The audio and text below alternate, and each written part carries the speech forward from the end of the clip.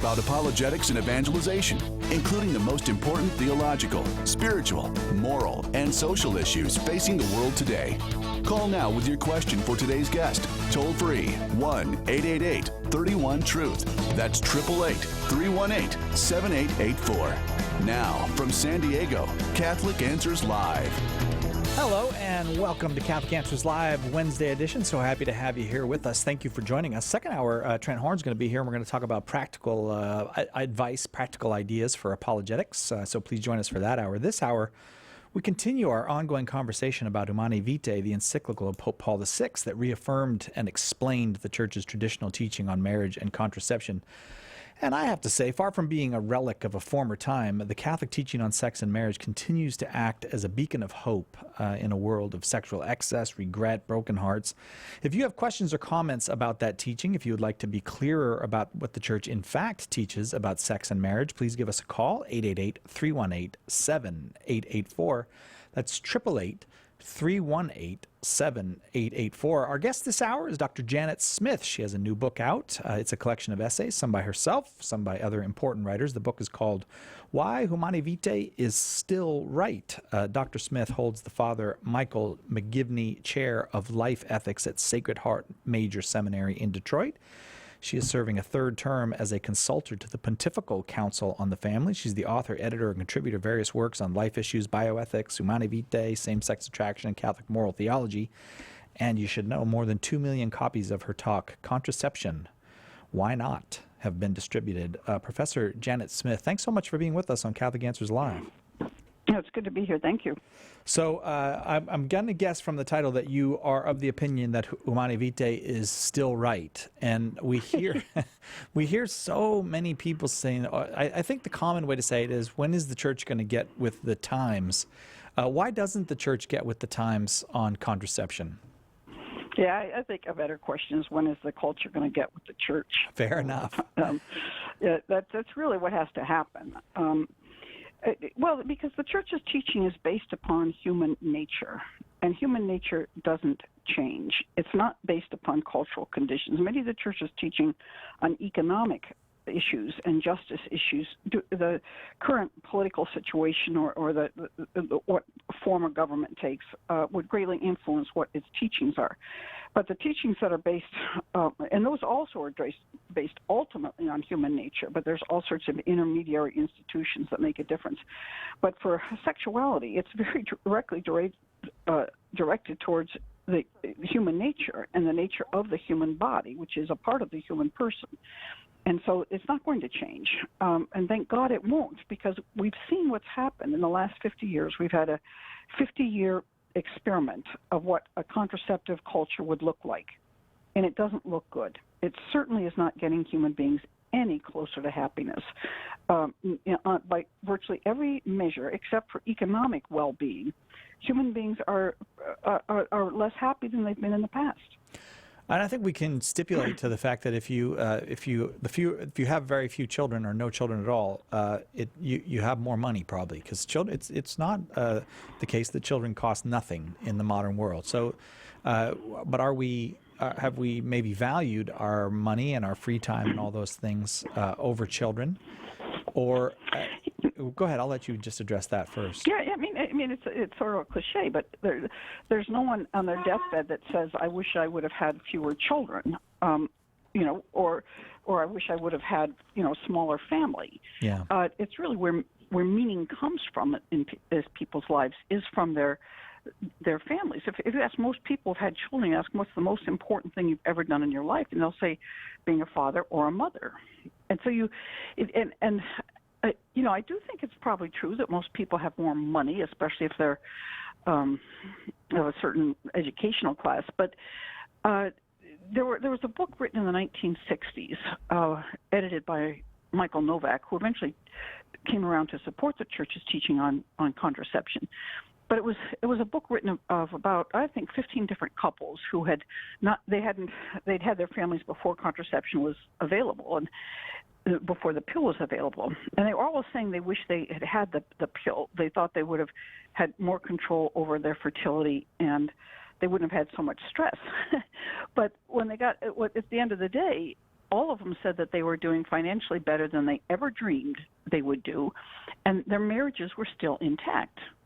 I want to say, well, I don't think they're seeing the fullness of their situation. It's very possible that having so many children actually, drove them to make better financial choices, saved more, planned more, and it may have been something that actually kept their marriages together.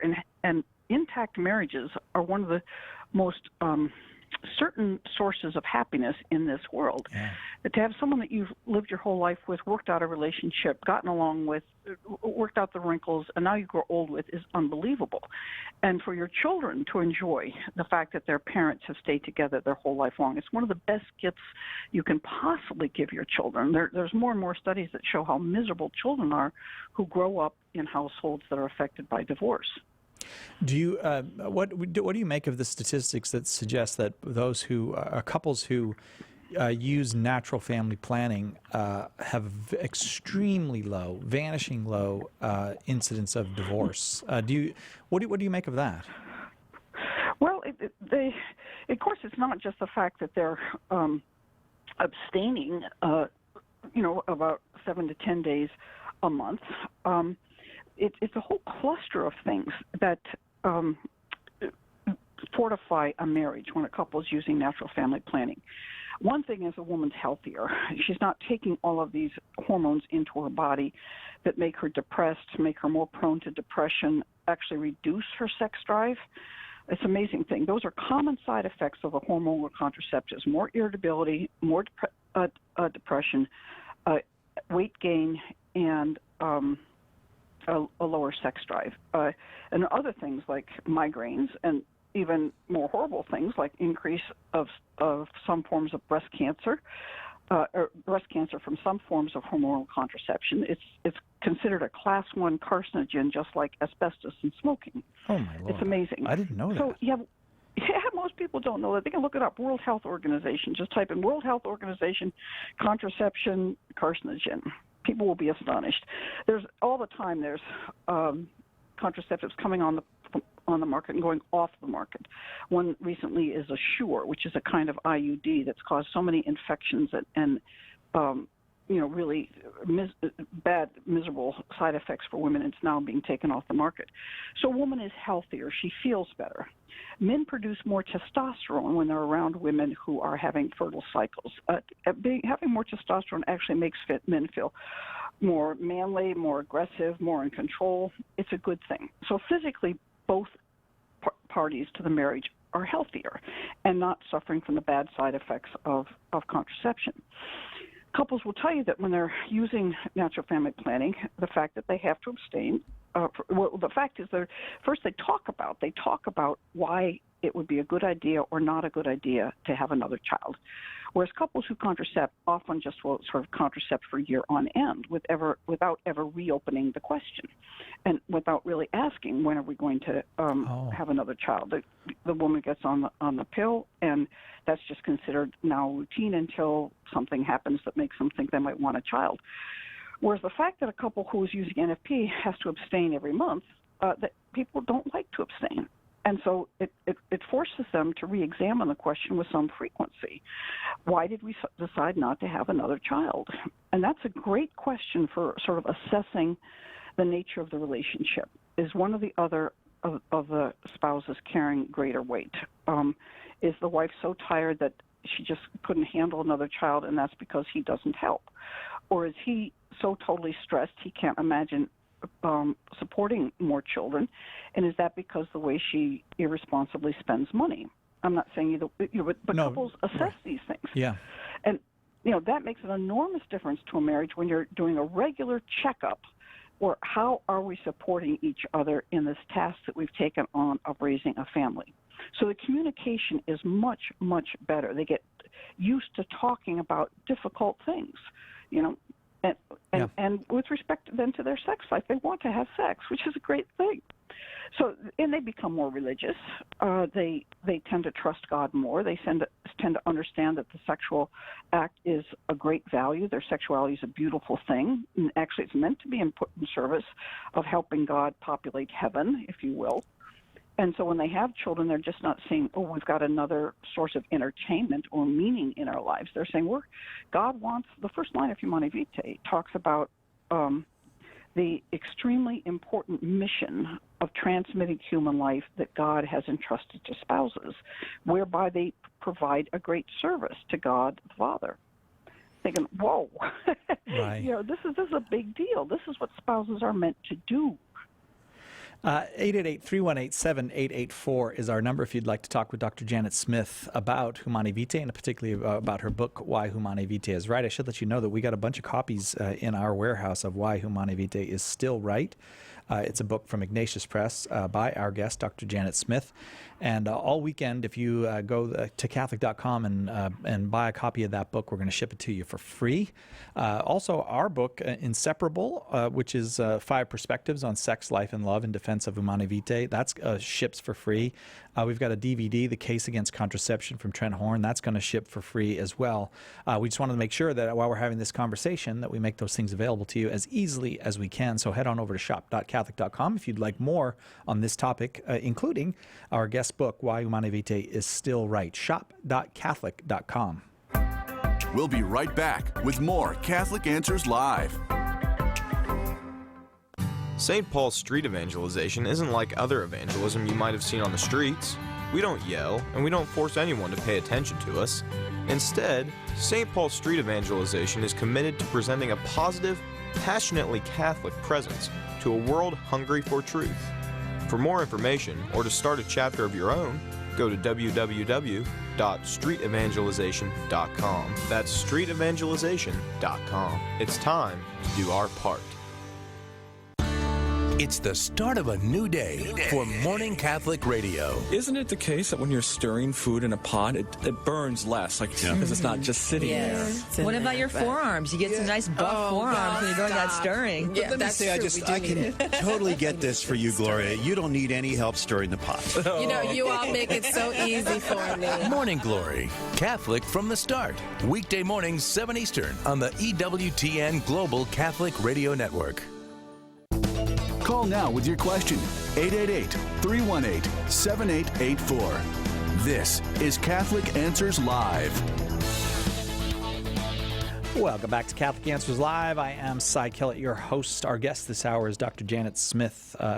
She's the Father Michael McGivney Chair of Life Ethics at Sacred Heart Major Seminary in Detroit. And I'm always so impressed, Dr. Smith, with Sacred Heart Major Seminary. It seems like every time I turn around, there's another great scholar doing something wonderful there.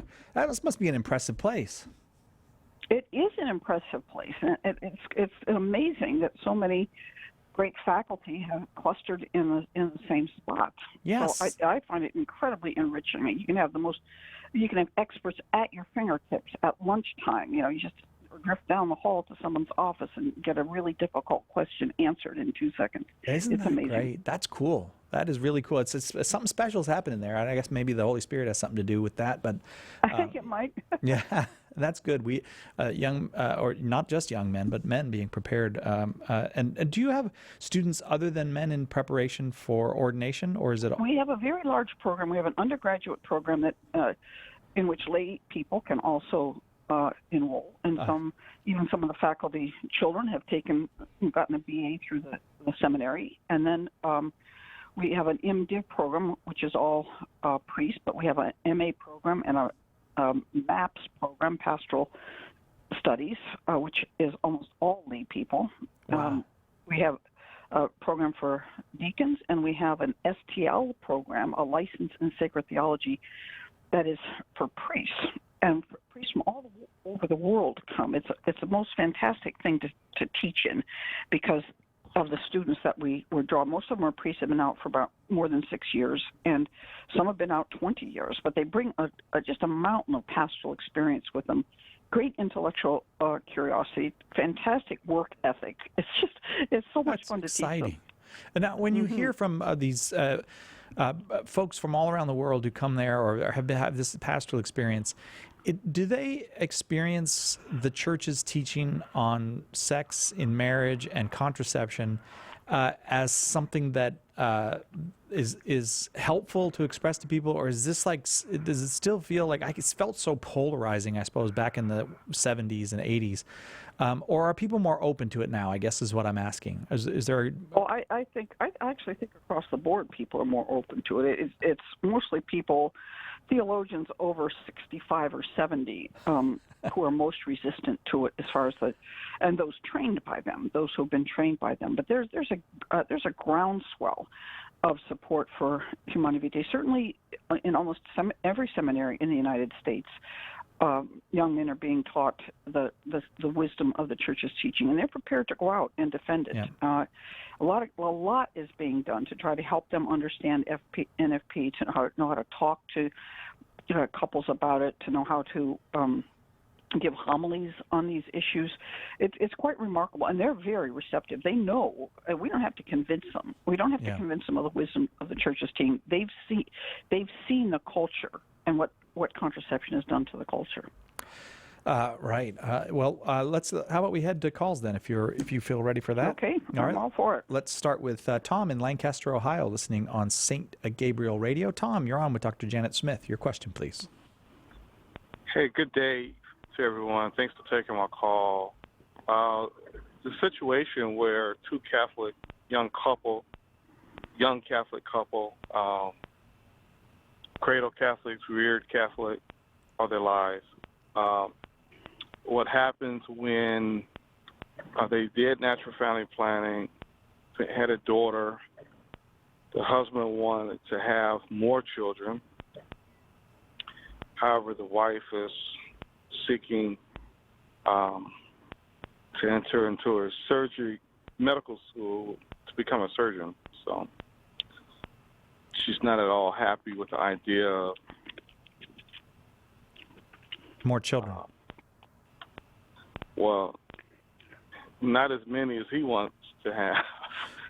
That's I would say, Dr. Smith, probably a not uncommon question that within a marriage, even among Catholics who intend to follow the Church's teaching, a difficulty as far as the number of children or the ways to space the births of children. Yes, well, it is a difficult question, and the first thing is that I would recommend that the two of them write a prayer, and that they write a prayer together that they can both say. And something like, we are at odds about how many children we should have. God, please shape our hearts and help us to know what is your will in our situation. And it could be very simple, and say it every day at breakfast or when they're reliably together, to just say that prayer. And, possibly, if they're at all open to it, is to go to Eucharistic adoration every week for half an hour or an hour. And again, at the beginning of that hour, just say to God, please open our hearts to whatever your will is. And then if whoever is the member of the marriage that is wanting children and the other one doesn't, is to make certain that they are helping in every way with however many children they already have. And whatever way it is a burden for the spouse to have children, that they make certain that they're doing what they can to make it not be an undue burden on the other spouse, and to just keep praying for that spouse, praying and sacrificing, fasting for that spouse, and whatever it is, if you drink your coffee with a lot of milk in it or whatever, get no milk in your coffee. Just have something daily that is not in your pleasure zone, something that you like things a certain way. It's simple things for some of us is, not to use your favorite coffee mug. I mean, it's kind of an annoyance. You got this coffee mug, or wear a shirt that you don't like. Something that would be a sacrifice for your spouse. And don't make it a point of contention between the two of you. Every once in a while, gently say, observing a large family, just look at your spouse and say, I really hope we could have that someday. And just, let them know, but not harassing and not nagging. And I think that's the best you can do. And just pray that God will bring that person around to having more children. Otherwise, that's part of what marriage is, for better or worse. And if you're and try to figure out, if it's, that woman wants a certain profession, needs something, just to point out, see if there's other people who've had larger families whose wife has gotten that degree. How have they done it? Take a look at that and see if it's something that the two of you could do. But if it's something else, if there's a fear of more children, if there's a fear of financial difficulties, if there's a fear of find out what is the reason, what is the real reason for not wanting another children, and what is her reason for wanting to be a surgeon so badly that she wouldn't have more children. What is that reason? And try to figure out what that is, and see if when she brings it really to the light, that's more important than having children, if she could really bring that to the light. But again, not to harass, not try to argue, just try to offer insights and offer all kinds of support for whatever their goals are, and say, are there whatever your goals are, if you want to be of great service to people through medicine, can that be done in some other way besides a full throttle degree in surgery that could accommodate a child? All sorts of things. So I think you want to look in, especially to see what families might have done what she wants to do and have done it with more children and how they did it. Tom, thank you very, very much for that question. I hope that was indeed helpful. We got a lot of lines lit up for this topic, so we'll keep moving. Jenny in Kansas City listening on Ave Maria Radio. You are up next with Dr. Janet Smith. Your question, Jenny. Hi, I'm calling because we have 3 beautiful children, and my husband is thinking pretty seriously about getting permanent contraception, getting fixed. And so I'm trying to think through how, and it sort of relates to your last caller, but how to intellectually sort of talk him into not doing that. And you were asking, like, you were commenting about sort of finding out his reason. I think his reason is not financial. It's that he wants control of his time, really. He doesn't want to spend his time and energy on more babies. Right. How old are your children? 4, 2, and 10 months. All right. No decisions about future family size should be made in that situation. That's one of the hardest that you're ever going to get. All right. So you're sort of at the peak of child raising challenges. You've got 3 little kids who need observation all the time. The 4-year-old might be able to run and get you a diaper and do a few things, but for the most part, it's 2 adults with 3 very, very needy kids. As they grow and become more independent, he might see that they're not nearly as much work as they are now. So one thing is just to just ask him to wait. Just wait. Can we just try to see? We're tired now. We're very tired. We're being pushed to the max of our energy, etc. So, but let's see. People say it gets easier. Can we postpone this? And say and I hope we never do it, because it's something. It's against the church, and it's against God's plan for the body. It's basically saying there's something bad with the body. It'd be better for me to be entirely controlling my fertility, to which point I actually, in a certain sense, destroy my fertility. I say, God didn't mean for us to do that. And you say, I'll be willing to practice natural family planning. Have you done any of that in your marriage? Have you used NFP at all? Yes. We did it before we got pregnant. We didn't want to get pregnant as soon as we got married, so we did natural family planning. And then since then, we haven't really cared when we got pregnant, so we haven't for quite some time, but we did it very early on. Was it difficult for the 2 of you to abstain and to use it? Difficult only in that it's sort of another thing to keep track of. Yeah, okay. But, okay. Well, to some extent, maybe you could make that your job. I know it should be shared, but if it's, you take that burden on yourself and offer it up for him, and say that you'll put a chart on the back of the closet door, and let him know when you're fertile, and you keep track of that, and just say not tonight. We've decided no more children for a while. Always say for a while. And shower him with kindness too. I mean, try to do what you can to make his life more pleasant for him. If that's that he needs more time watching sports, and I mean, I know your life is hard, and I know you need a lot of help. But something as important as this, that sort of you're trying to get the other person to sort of come around, and not go down a path they want to go on. So right now, a lot of the sacrifices have to be yours. Again, as you pray for him and work with him, the chances are, again, especially if you again, it's a matter of kind of killing with kindness. And, make him little desserts that he likes. Watch sporting events with him that he likes. If he likes to go off to something with his friends once a week, make sure that he can do that. And just do little kind things for him. And so that he feels important, that he hasn't been totally eclipsed by these 3 kids. And he's still your number one love in his life. That a man very much needs that, to know he's still number one. And then if there's ways in which his life is out of control, try to get him some control. But postpone, right? Postpone the whole decision. That's like push for postponement.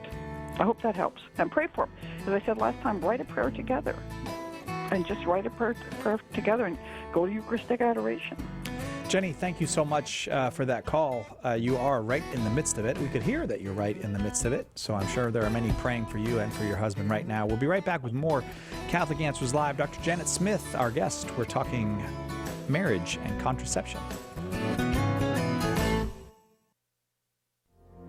In a culture that worships the pursuit of sexual pleasure, the Catholic Church's teaching on contraception can seem archaic and unintelligible. Its critics say it is outdated, theologically unfounded, and even harmful. And even faithful Catholics can have difficulty explaining this moral teaching. Catholic Answers is out to change all that. That's why we've just released Trent Horn's dynamic new DVD, The Case Against Contraception, using scripture, papal and magisterial teaching, natural law, and new insights provided by social science and medicine. Trent put forward a compelling case for Catholic teaching with his trademark charity and persuasive graciousness. Be prepared to give a defense. Order your copy of The Case Against Contraception today by calling 1-888-291-8000, logging onto the shop at Catholic.com, or asking for it at a good Catholic bookstore near you. Why do human persons have a right to life? What does the Church teach about the morality of in vitro fertilization? How can technologies like cloning, embryonic stem cells, fetal tissue vaccines, and designer genetic screening be wrong if they help people? 20 Answers Bioethics tackles the topics where life, science, and morality meet, offering solid guidance that combines the wisdom of authentic Catholic anthropology with shrewd understanding of the medical and political realities. 20 Answers Bioethics is part of the 20 Answers series from Catholic Answers, offering hard facts, powerful arguments, and clear explanations of the most important topics facing the Church and the world, all in a compact, easy-to-read package. Visit shop.catholic.com today and take a look at this exciting series from Catholic Answers Press. Did you know you can access Catholic Answers Live right from your phone or other mobile device? Download the Catholic Answers Live app today. The Catholic Answers Live app, available now on iOS and Android. Hi, this is Dr. David Anders. There are a lot of misconceptions about the Catholic faith. We clear them up on Call to Communion, tomorrow at 2 p.m. Eastern on EWTN Radio. Now, back to Catholic Answers Live.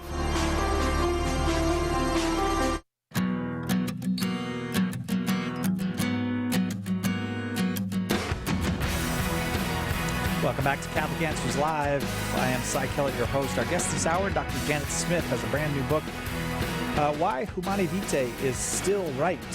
She edited that book for Ignatius Press. She's in there with a bunch of essays, other people, George Weigel, for example, and quite a few others in there with pieces on why what Pope Paul VI did in July of 1968 continues to bear fruit for the Church and is still right, despite the fact that the most common question probably about Humanae Vitae from those outside the Church is, when is the Church going to get over it?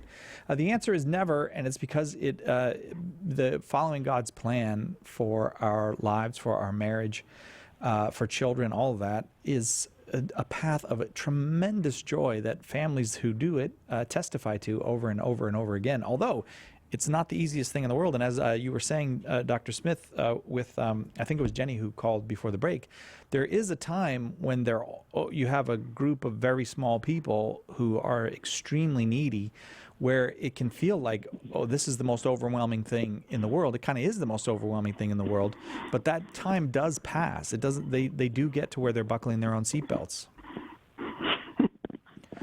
Right, brushing their own teeth. Yes, well, I wish mine are adults. I'm hoping that they're, yeah.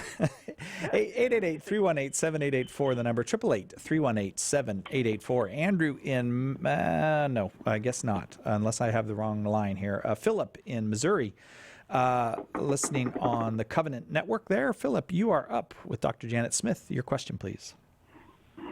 Yeah, so thank you both. So my wife and I have 7 kiddos under 11. We love our big family, and we are absolutely, advocates of Humanae Vitae, and this is really important. Contraception is off the table. My question is around that really important word, right? Grave reasons, right? Mm-hmm. So almost, how do we make sure that we're not being we don't have a contraceptive mentality in our use of NFP. Does that make sense? Well, very good question. Many people struggle with that. And the church is more generous than a lot of people think. The word grave is only one of 5 words that are used to explain what kind of reasons are needed. And I even think grave is not a good translation of the Latin word, and the Latin is the official language for church teaching. Grave in English, if you say someone's gravely ill, we tend to think he's near death. And so we think you need to have reasons that mean either your wife is near death or you are near financial ruin. That's not the church's position at all. Grave means weighty, and that means basically not trivial reasons. It also uses that you have to have worthy reasons, justifiable reasons, serious reasons. I think the most important word that actually shows up both in Humanae Vitae, then again in the Catechism, is just reasons. And I think by that, and the church says that your reasons could be of a physical nature, an economic nature, a psychological nature, and a sort of a cultural nature. That the culture may need more children or may need fewer children at different times. And so I think that there's all sorts of reasons that the church would say are morally permissible. I think just says you're meant to balance your obligations, and it says pretty much this exactly in Gaudium et Spes, that you have to look at what are your duties to the children you already have, to the children you might have, to your family life, to your job, to your culture, to your church. What are the obligations? And how can you balance everything? So if you have have a handicapped child that needs special help, or you have an extremely talented child that you're trying to help them, achieve the heights of what they're capable of doing, if you're taking care of elderly parents, if your job is especially demanding in certain ways, you might say, well, it would be good to push what I call push the pause button. I think couples should rarely be thinking we're not going to have ever going to have any more children unless they sort of reached an age where it doesn't seem wise. But for the most part, you want to say, well, it's not a good idea to have children now. And we might say we can't even see in the foreseeable future when it would be possible. But we're going to keep revisiting this question, and we're going to keep asking God that if we're wrong, to show us that we're wrong. So I think if couples believe they've got a good reason, if they think that they might be being selfish, then they should talk to some generous person who knows their life, and a godly, generous person who knows their life, but not someone who sort of thinks you should take on all the burdens you possibly can. Someone who's sane, and ask them. Other than that, just keep praying. Write a little prayer and say to God, we love the children we have, but right now this is the situation in which we're in. We believe it's in accord with your will that we not have any more children right now. If it's not in accord with your will, please let us know. And I think you can get wrong with that. God will tell you. Somehow he'll tell you. What do you think, Philip? That's good. That's good stuff. Any recommendations for Thank you for having resources? 7 children. Yeah. Wait, I'm sorry, Philip. Any recommendations for what? For resources to keep digging into this? Oh, well, in the first volume there's a volume, Why Humanae Vitae is Right, a Reader, which I published 25 years ago. There's an essay in there that I wrote, and there's essays by several people on the internet about why. Mine is called The Moral Use of NFP, and the chances are it might be on the internet. So just type in Janet E. Smith, quote, The Moral Use of NFP, and you might find my essay. It is in that the first volume, which is Why Humanae Vitae is Right, a Reader. Philip, I'm going to ask Marie to send you a book as well. We've got several books that might meet your needs. So chat with Marie, and she'll get your address and send you out a book. Thanks, Philip, very, very much. Appreciate that call. I wonder, Dr. Smith, I often feel cautious about the words contraceptive mentality. But I don't know, is there anyone besides a Catholic family that would have 7 kids and say we're concerned that we have a contraceptive mentality? That's a very generous family that could possibly use that term. Yeah. Who has 7, 11, and under. I mean, the word means that you're using NFP more or less in a contraceptive way, and that would, you can't be contracepting because you are not attempting to make an act that could be fertile infertile. That's what contraception does. Right. It tries to thwart the baby-making power of a sexual act, whereas a couple using NFP really respect that power and don't choose not to have sexual intercourse when that power is present. But you could use it with a contraceptive mentality, meaning we are not consulting with God about when it's a good idea for us to have children or not. We're doing this totally on our own agenda, and they're not asking God, do you think we should have more children? Let us know. So that's a contraceptive mentality. But honestly, it usually is the use of NFP that sort of jogs people out of that mentality, because again, it does require abstinence, and people naturally want to have sex when they want to have sex. So it makes them ask a question: why did we decide it wasn't a good idea to have another child? Yeah, and often that question will spark them to say, oh, we could have another child. Let's just enjoy this weekend together. And if a baby comes, a baby comes. Yeah, I forget one of the Catholic apologists, maybe apologists here said that's, God wants a lot of babies. He made that clear by the fact that the drive towards making babies is so strong in us. He really likes babies. Yes, it's both for men and it's stronger for both men and women when a woman is during her fertile cycle. Right, indeed, right.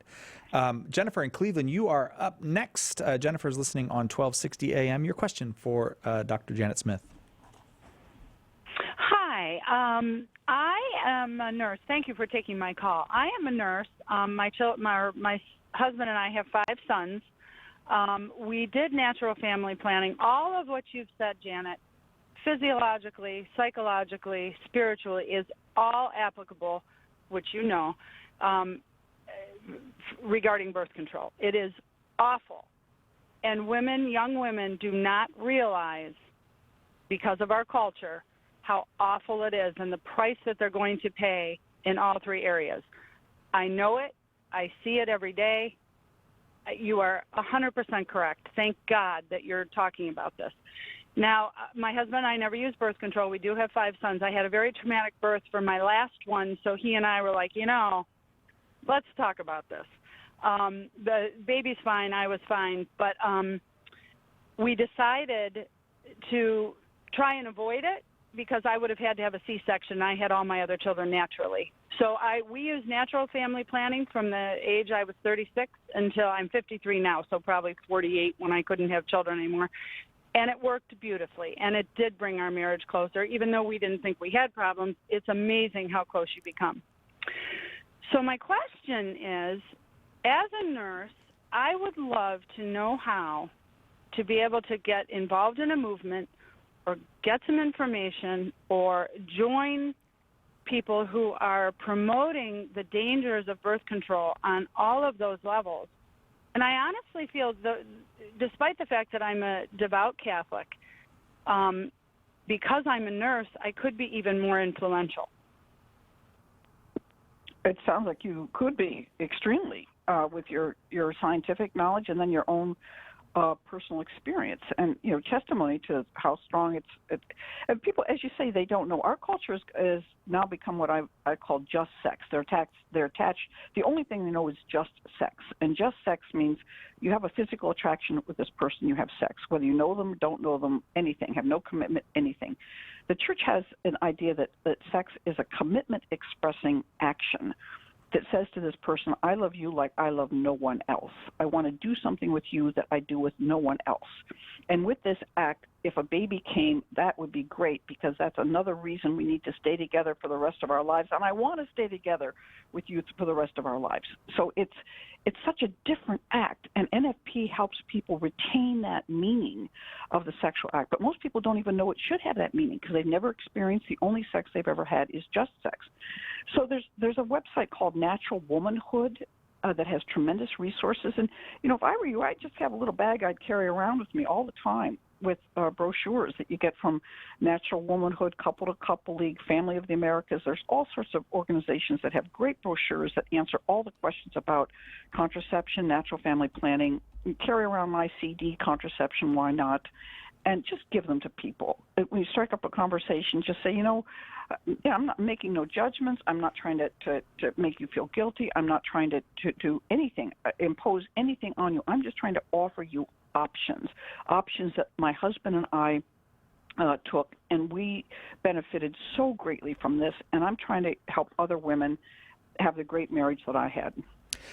We had a little, it wasn't me for once.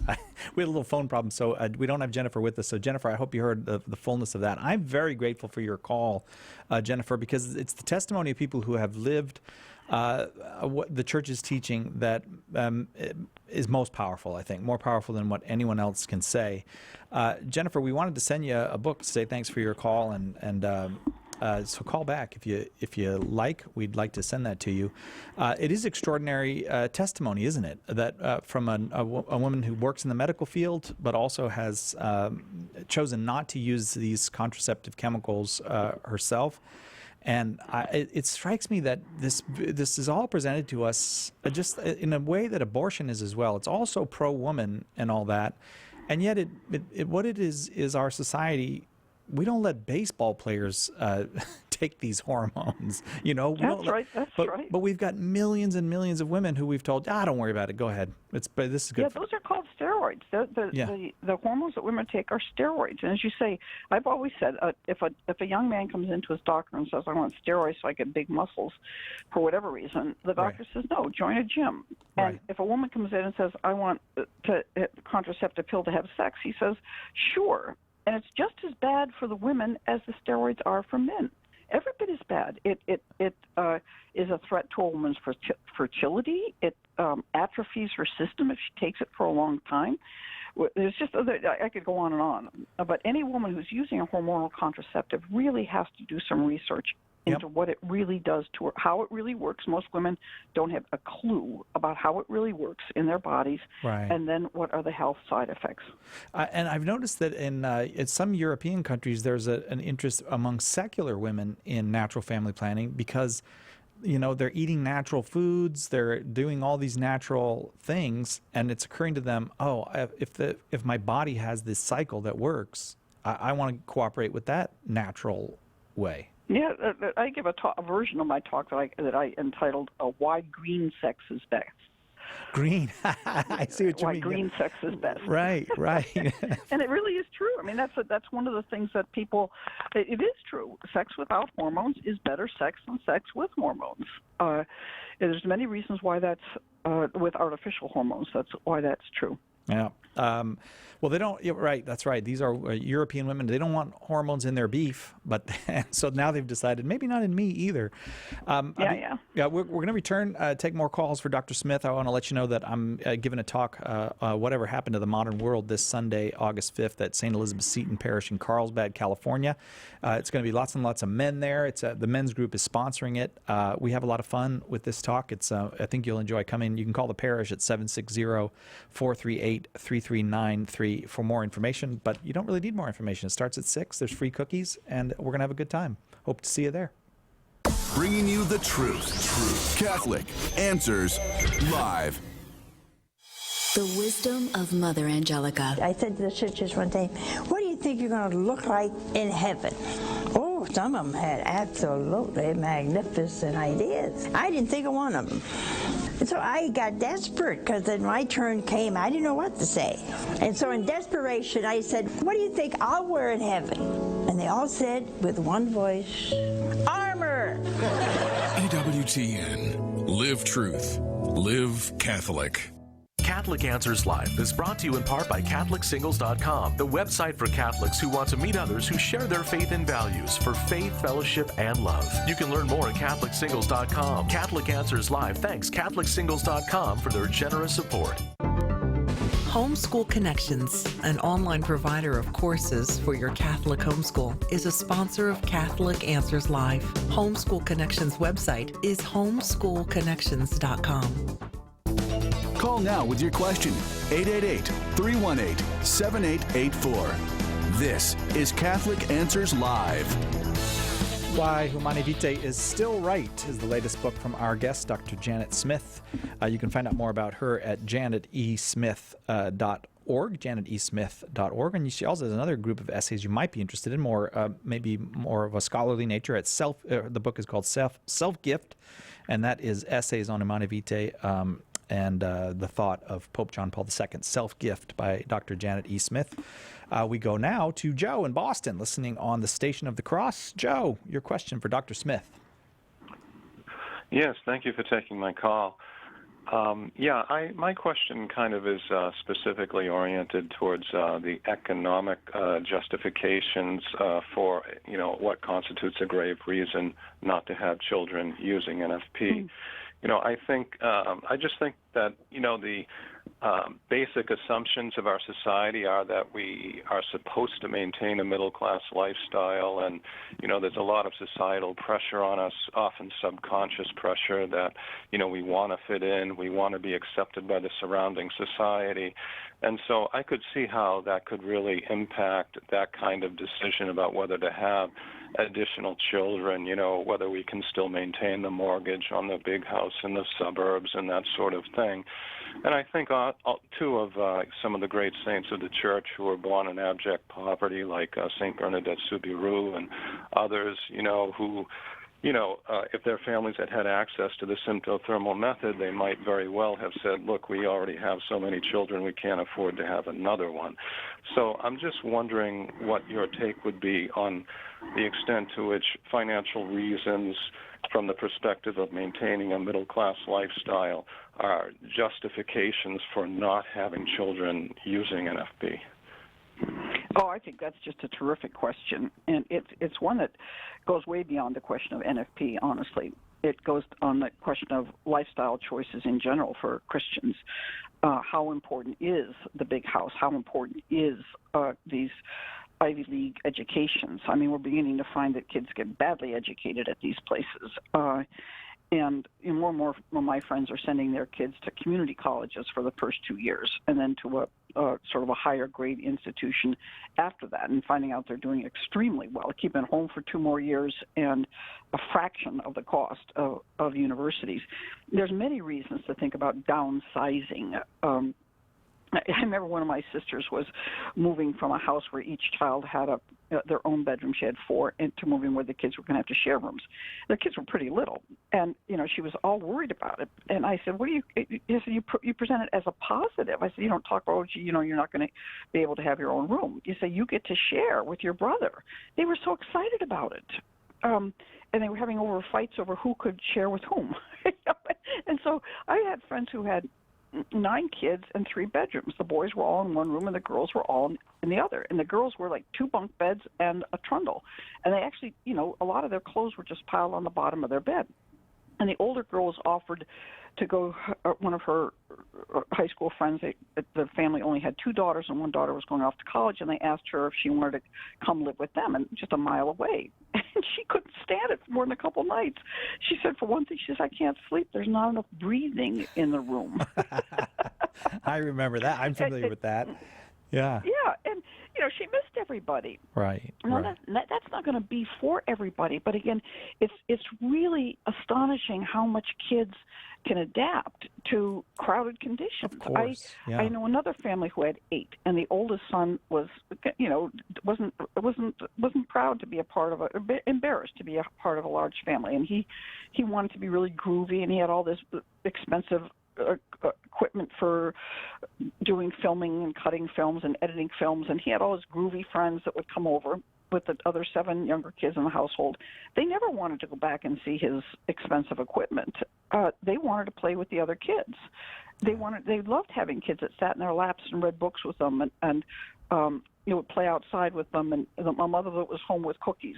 It was just so. I think people really have to reassess how are we spending our money as Christians, and how much of our money really should go towards helping the less advantaged. And we can live on way less. So it's not just the question of NFP. It's the question of how are we as Catholics living our lives. I had an occasion a couple of years ago to take care of my mother who had dementia, and I had to go. I went to live with her, and I sold my house, which was a good 2,000 square feet, lovely, charming little house, and another 1,000 square feet of various kinds of storage, basement and garage and everything. I moved into a 700 square foot space. I love it. I totally love it. And, I'm thinking, why did I need 2,000 square feet? And so it's the sort of thing, I'm of an age where I'm not entertaining as much and all that sort of thing, so I definitely can do it. And there were times in my life which a bigger house made a lot of sense. Yeah. But people have to reassess sometimes. Yeah, and it sounds what is important. It's much easier to accept the church's teaching on sex and marriage if one accepts Christ's teaching on money and things. That makes that's great. Right, you're not as stuck. Joe, I'm going to say thanks for the call because I want to try to get another call in before we have to let Dr. Smith go. We go now to Walt in Pennsylvania. Walt, you are on with Dr. Janet Smith. Your question, please. Hey, Dr. Smith, thanks a lot for taking my call. My wife's a big Facebook fan of yours. I'm not into the Facebook too much, but she's always talking about you, so thank you for all you do. I have a question regarding, I've read somewhere, and I think it was in the National Catholic Register, but I can't remember, that there is a commission going on kind of behind the scenes at the Vatican re-examining Humanae Vitae. Do you know anything about it? And if so, what are your thoughts about it? Yeah, well, we shouldn't feel at all threatened by it, honestly. I just, in fact, purchased a book that came out of that commission. It's in Italian. My Italian's a little bit primitive, so it's going to be a challenge for me to read it. But it's coming out with a lot of good stuff. I think the motivation of some of the people who are in support of the commission was that somehow we would find something that would suggest that the church is not as confident of its teaching as it's pretending to be, or that Pope Paul VI made a mistake in not following certain advisors. I don't think any of that's going to come out. One of the things they found already is some very strong communications from Karol Wojtyła, John Paul II, before he was Holy Father, at the time of Humanae Vitae, that he sent to Pope Paul VI, where he was very strong in this being an infallible teaching, and really wanted Pope Paul VI to stress that in the encyclical. Well, he did not. He sort of soft-pedaled that one. He did say it was God's law and not man's law, which seems to me a little bit of a signal that this is an unchangeable teaching. But anyway, I'm not threatened by it. I think some interesting things have already come out, and those things, I mean, some people are saying, well, there were several drafts of the document. Well, both drafts said the church's teaching on contraception is true, but one was sort of much more rigorous in sort of a pre-Vatican II tone, and the other one was a very sort of loosey-goosey tone. But most encyclicals go through many drafts, so that it did signals nothing about the status of the church's teaching. Walt, does that satisfy you? Good question. Thank you very much. Appreciate it. Oh, thank you. You're welcome. The striking thing about Humanae Vitae is it came in 1968, right at the very peak of the agitation for the sexual revolution, where we were all supposed to believe that we were all being liberated from thousands of years of sexual oppression and repression, and the church spoke clearly. I don't think we're as things have. Are less, I suppose, excited in that direction now. The church has more experience with having confronted the sexual revolution. I think we're in better shape. Yes. Well, I think I've got a talk that I think it's on the website Formed, and it's on the Humanae Vitae the 50th year anniversary of Humanae Vitae, and I go through how 1968 and really 2018 are very similar in so many ways. Oh. And much of what is frightening young people now, I want to say it's deja vu all over again for me. I guess before we go, I want to just let people know about the book again. Why Humani Vitae is Still Right, edited by Dr. Janet Smith. You can get that from Ignatius Press. You can get it with no shipping charge if you order it this weekend or by this weekend at shop.catholic.com. Dr. Janet Smith, thank you so much for a very helpful hour. It's been a lot of fun. Those were great questions. We couldn't have planned them better. We got great listeners. I'm happy to brag about them. We'll be right back with more after this, God willing, on Catholic Answers Live.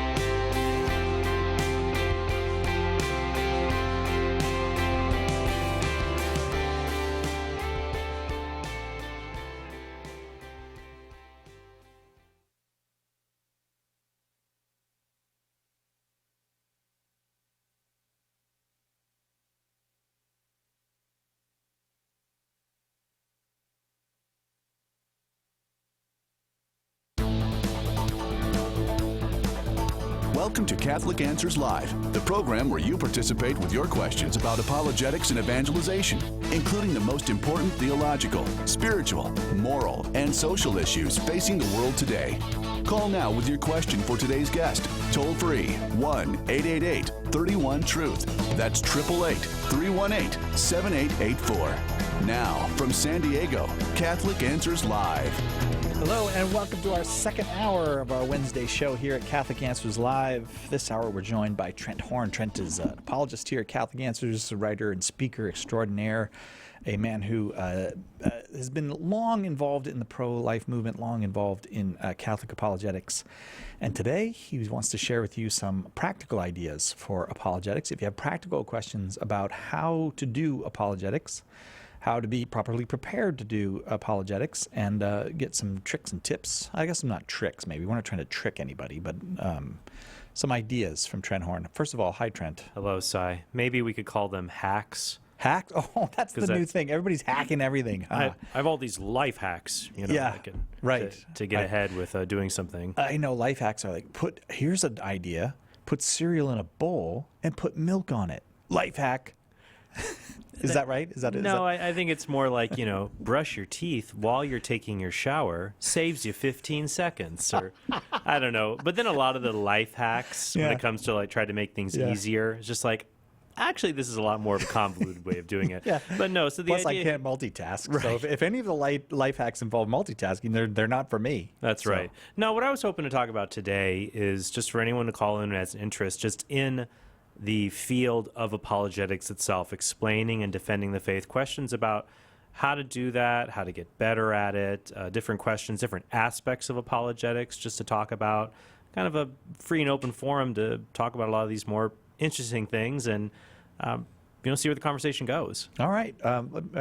Hey, I was about to give out the number, but I'm going to quit. Do you know the number here? Would you be able to give out the number if I said, Trent, give out the phone number?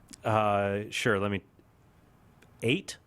Yep, it starts with an 8. Yep. Okay, you're doing great.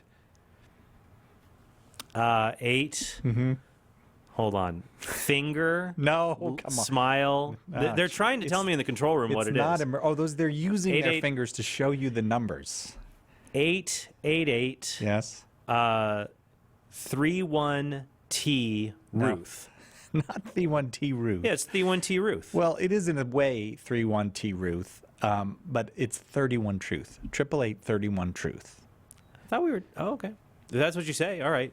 888-31 Truth. Yes, not 31T Ruth. My gosh, you did a fine job. It's almost like you work here, Trent. It's almost like I do. I think I did just half of what you do now. Now, once I can get everything else. I could either do your job, or we could get one of those ducks that drinks the water automatically. Yeah, they could sit in my seat. And it sits there and it pushes the key. That is way more than half of what I do. First of all, that's all the bird that giving the number. Yes, and second of all, I don't think you are one to talk about ducks, because I have heard a story about you and a duck. That, do you know what I'm talking about? Possibly in the you were riding a bike. That's on him. That was on him. That was on. Yeah, I was blaming the duck. This is my favorite part about this story. You blame the duck whenever this story comes up. Well, I think ducks need to take responsibility for their own actions. I was talking about the problem of evil and suffering, and especially the problem of animal suffering, and showing the caller who was discussing the problem, why do animals suffer? I've had heartfelt experiences when I was just enjoying a recreational bike ride here, locally here in San Diego, California, just minding my own business, when this duck rushed in front of me, charged at me, feared for my life, and tried to avoid the situation, and ran right over the guy. But he did look not. At how he says that on the down low. Ran right over the guy. Like, you attacked a duck with your bike. Is what happened. It was more.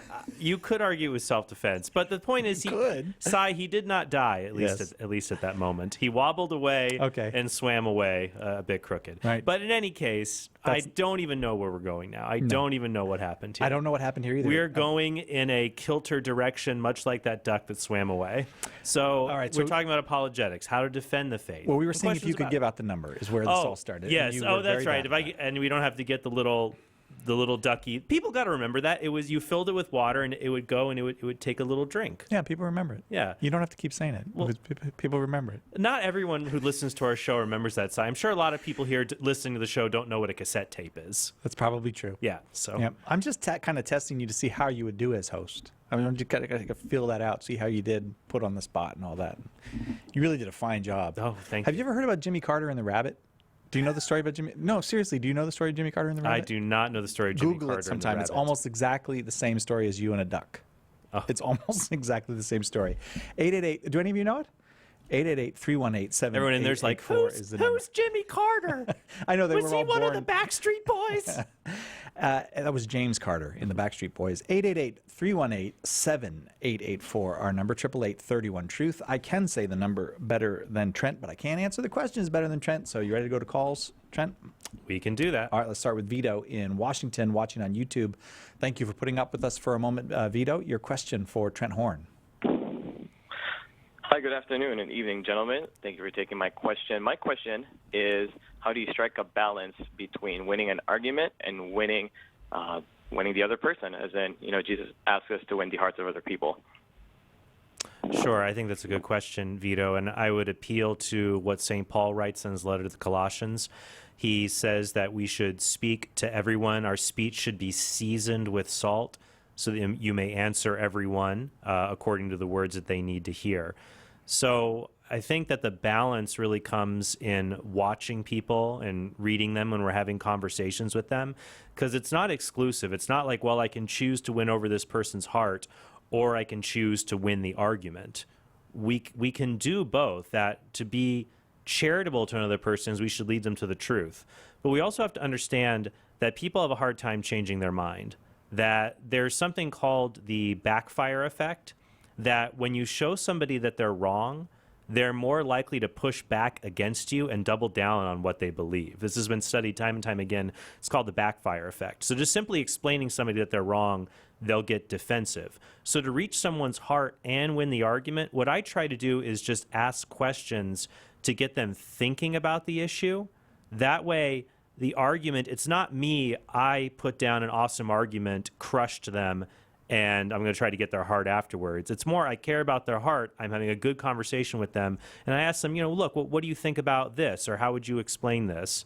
And if I see the person's getting tense or uncomfortable, I try to just say, it's just something to think about if you want to. And if you want to get back to me on it, that's fine. If you read the person, you can see how much longer they want to be in a conversation or not. And then when you can tell that they're not that into it, you just try to leave them with a little breadcrumb, something to think about. And then that will win over the argument for them.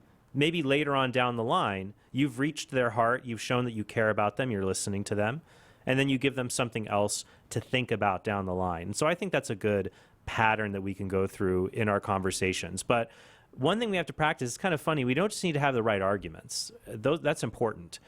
A lot of times we have to really learn how to engage people in conversations, that people vary on a spectrum of how good they are, I think, at reading other people. Like some people, on the extreme end of the spectrum side, there's some people that just cannot read emotions in other people's faces. Yeah. At the most extreme end would be someone who has face blindness. So this would be somebody who can't even recognize faces. Mm-hmm. They don't tell that. They can only recognize like clothing. And then on the other end of there are people who can tell like if other people are lying based on micro expressions in their face. Like that TV show Lie to Me. That was a major plot point in that show. So the more we can do that when we're in a conversation with someone to see how they're expressing themselves, even through nonverbal body language. I mean, if I'm talking to them and I'm putting forward good points and they're leaning away, they're crossing their arms, they're looking at the watch or their cell phone, they're squirming a bit, you don't want to put someone's feet to the fire. Then they don't want to listen. They just want to get out of there.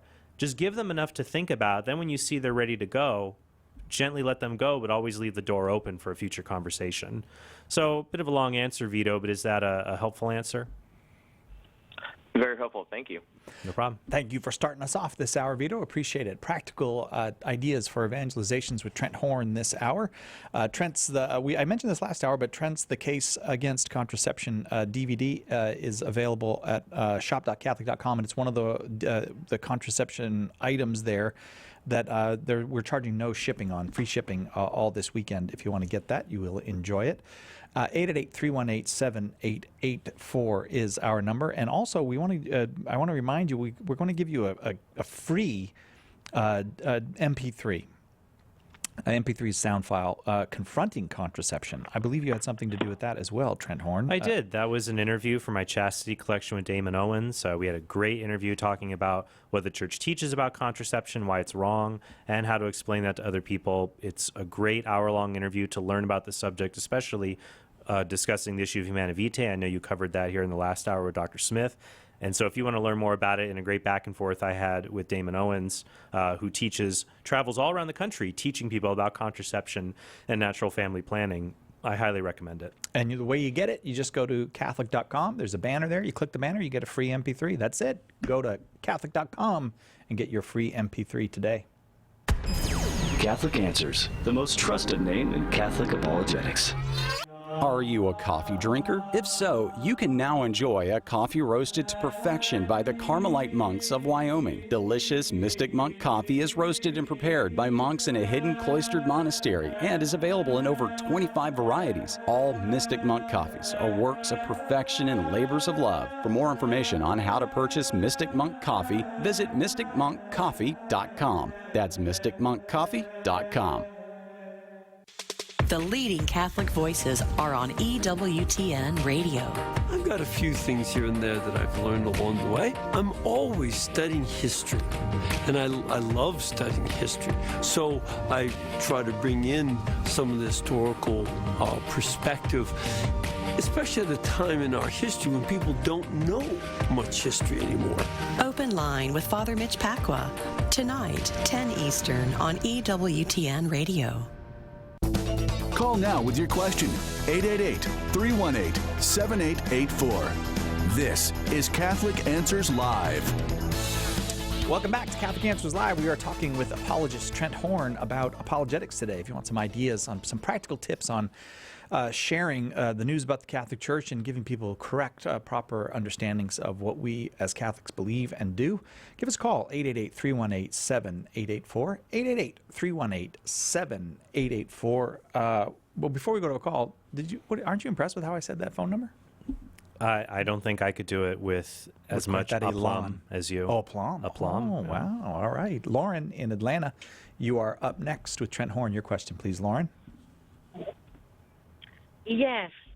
Hello. Can you hear me? Yes, we can, Lauren. Mm-hmm. Okay.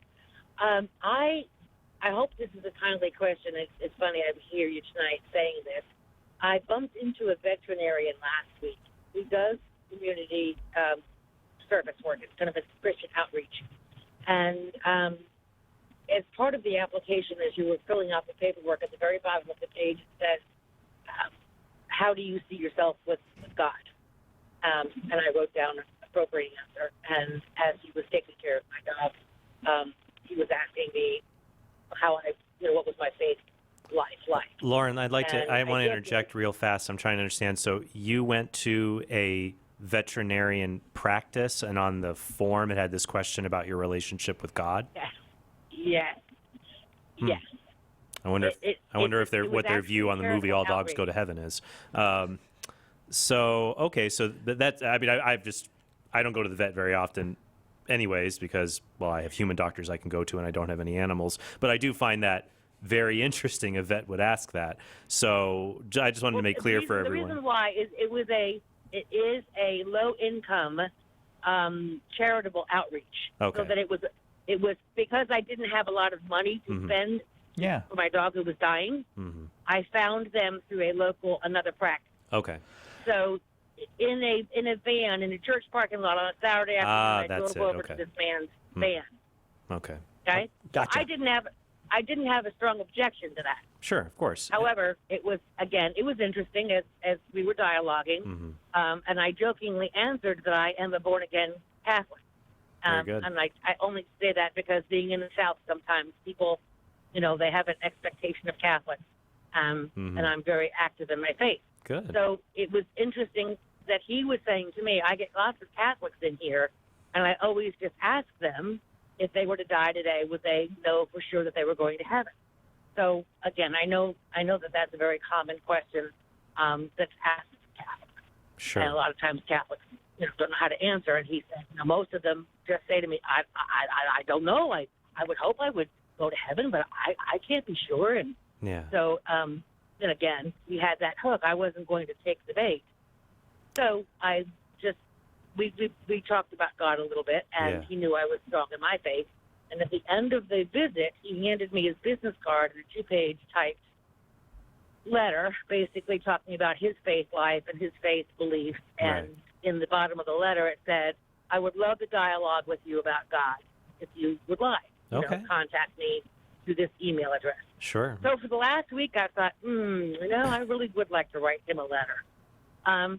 But I really, would like to know, again, it was obvious that he had a very anti-Catholic bias. Sure. I wanted to share with him some of the beauty of what the Catholic Church teaches. I had been away from the Catholic Church many years.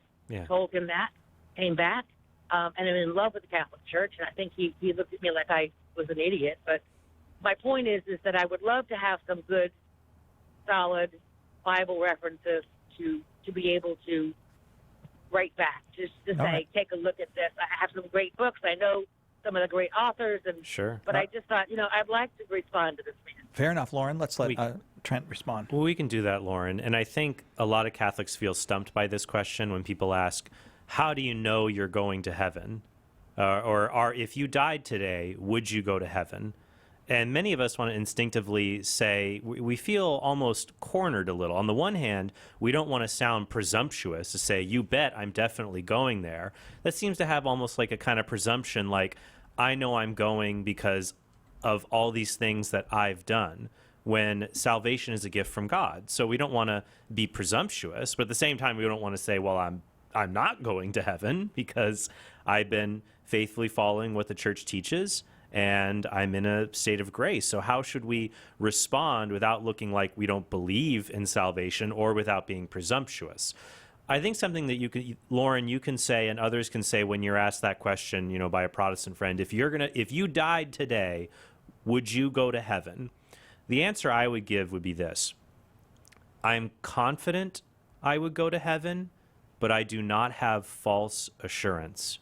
Because I would then move it back. So I'd say I'm confident, but I don't have a false assurance, like something that's 100%, but I have confidence. How do I know I have confidence? Well, a person will go to heaven if they die in God's friendship, if they are a baptized child of God and they are not in a state of mortal sin. And so you may have to be purified along the way by going to purgatory, but you can say, well, I have confidence, or what we call moral certainty. To say I can examine my soul at this moment and I'm not guilty of a mortal sin. So I would have confidence that I would go to heaven. I might have to be purified of sin along the way, but I can examine my conscience right now. And you could turn that back to the Protestant, because even Protestants who believe that they will definitely go to heaven. There's Protestants who believe in eternal security, once saved, always saved. They'll say, yeah, once you're saved, you'll definitely go to heaven. You can ask them, how do you know you were saved at one point? So it's kind of the flip there, because what many Protestants will say, Sai, is that if somebody claims they were saved, then falls away later, they'll say, well, that person was never saved in the first place. So, Lauren, you could ask your veterinarian friend, you can ask him, how are you going to go to heaven? He says, yeah, absolutely, because I believe in Jesus. So you can ask him, well, how do you know that you were saved in the past? And he would say, well, he has moral certainty. He really did believe at some point. So that moral certainty about him being saved in the past, you can say, well, I have that same certainty that I am in God's grace and in his friendship right now in this moment. Something else, Lauren, I think is helpful. I'm not going to rattle off a bunch of Bible verses to you, maybe just a few that I find to be helpful. Instead, I will send you a copy of my book, Why We're Catholic, because it has a whole chapter on salvation in there for you to read and present. But I think what's important in a conversation with a gentleman like this is to talk about salvation in a larger pattern or structure. Because a lot of Protestants view salvation as kind of a judicial decree, that I'm a sinner, I believe in Jesus, God is the judge, he bangs the gavel, not guilty, going to heaven, because of that verdict God gave in the past. And some of them will say nothing could ever overturn that verdict. Some of them will say, yeah, if you leave the faith later, it's overturned. But some will say, no, the judge says you're not guilty, you're going to heaven, even if it happened, 20 or 30 years ago. Catholics, however, Lauren, don't view salvation in a legal context. God is not the judge who says not guilty. We view salvation in a familial context. Salvation is about once we were isolated and away from God's family because of original sin. When we were baptized, we entered God's family as adopted sons and daughters of God. And we will be a part of that family forever, provided we don't abandon the family, provided we don't reject God through mortal sin and reject the grace that he's given us into our souls. So a good parallel to that would be the parable of the prodigal son, to say that even if we ever did that, if we ever abandon God, God won't abandon us. He always waits there for us to return to him through the sacrament of confession, just the same as the father in the parable of the prodigal son waited for the prodigal son to return to him. And so just to say that salvation as a Catholic is a process. I was saved or born again when I was baptized. That's when I entered God's family. And salvation is a process. In 1 Corinthians 15, St. Paul talks about how we are being saved. He uses the present tense there. And so as we're being saved, in Philippians 2:12 says we work out our salvation in fear and trembling. That's we live out our life obeying God's laws he's given us as his sons, adopted sons and daughters. Then finally, salvation's a future element. Romans 13:11 says salvation is nearer to us now than when we first believed. So that talks about salvation being a future reality when we are fully reunited with the family of God and freed from sin in this life, provided we die in God's friendship and we die and have not abandoned the family that we now belong to. So I think if you look at it and talk about salvation as this familial context, adopted through baptism, obeying God, not committing mortal sin, and if we do, reconciling with him through confession, and then dying in God's grace and friendship and going to heaven, he can see that actually Protestants believe something very similar, that they were saved at some point in the past, and saved people don't commit these really serious sins. And if they do, they'd seek God's forgiveness. So you can show there's kind of similarities there. But check out the chapter that in my book, Why We're Catholic, the chapter is called Why We Believe in Faith Working Through Love. And that kind of lays out the whole issue of salvation there in another way that I just did on the show. So stay on the line and let's get that to you. But before I let you go, is that a helpful explanation? Do you have any other questions? That was fabulous. Fabulous. I wanted to include in my letter the beauty of the sacrament of reconciliation. So and how confessing to one person, even in the Protestant faith, they understand that when they're verbalizing what they've done, there is a sense of relief and release that I think I've had success with Protestant people seeing an aha moment Sure. in relationship to the Catholic Church's belief in reconciliation. So I think that the familial connection that you made is perfect. That's good. Perfect. Thank you. And I would point out, to continue that familial explanation, when people say, well, Jesus died on the cross and he forgave my past, present, and future sins, some people think, well, I don't have to confess anymore because Jesus died and all of my sins are forgiven. Now, it's true, when we're baptized, all of our past sins are forgiven, but we can still commit new sins as adopted sons and daughters of God. We can throw away our inheritance we would receive. The inheritance is an image that St. Paul uses frequently in his letters to describe our salvation, and you can reject an inheritance. You can choose to not collect an inheritance. So that's an idea there that we can still do things to reject our relationship with our adopted family and God. So if somebody says, well, Jesus died for all my sins, I don't have to confess, I would point out, well, if that's the case, why does Jesus say in the Our Father that he tells us this is how we are to pray, as in keep saying this prayer, forgive us our trespasses? If this is the prayer we're always supposed to pray, Jesus says pray like this, why do we keep asking God to forgive us our sins if they're have already been forgiven? It doesn't make sense that if we rupture or destroy our relationship with God after we've been adopted into his family, after we've begun the process of salvation, we need a means to reconcile to him. And the sacrament of confession gives us that means to do that.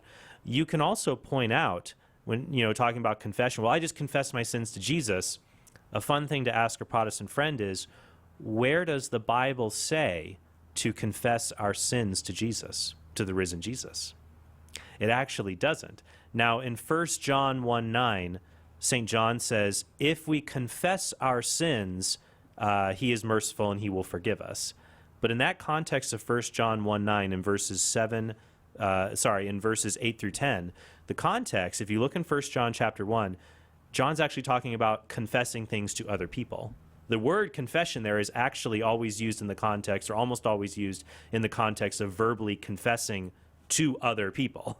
Mm-hmm. Like he talks about in 1 John about if we, confess certain things to our brothers and sisters that are false, we are a liar, for example. Rather, confessing sins explicitly in Scripture is only described in one place, James 5:16, in the context of the priests or presbyters and confessing sins to other people. Lauren, do hang on so that Thomas can get your address. We'll send you Why We Are Catholic. Trent Horn is our guest this hour with practical tips for apologetics. We'll be right back with more of that after this on Catholic Answers Live.